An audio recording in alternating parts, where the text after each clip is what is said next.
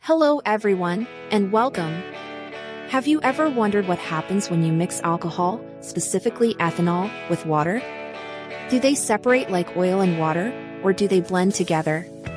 Today, we're going to answer that question and dive into the simple science behind it. The short answer is a big yes, ethanol and water mix together perfectly. In fact, they are what scientists call miscible, which means they can mix in any amount you want, from a single drop to a whole bucket, and they will always form a single, uniform solution. But why does this happen?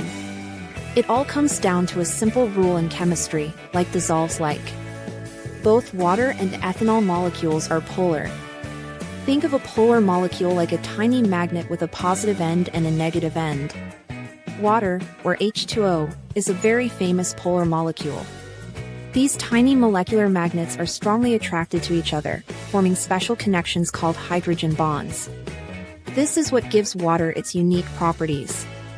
Now, let's look at ethanol. Its chemical formula is C₂H₅OH. That OH group at the end is the key. This part of the ethanol molecule is also polar, just like water. It has its own little positive and negative ends. Because both molecules have these similar polar parts, they can form hydrogen bonds with each other. The water molecules happily welcome the ethanol molecules, and they all mingle together perfectly. It's like two groups of people who speak the same language and can easily chat and mix at a party. Here's a really fascinating fact about this mixture.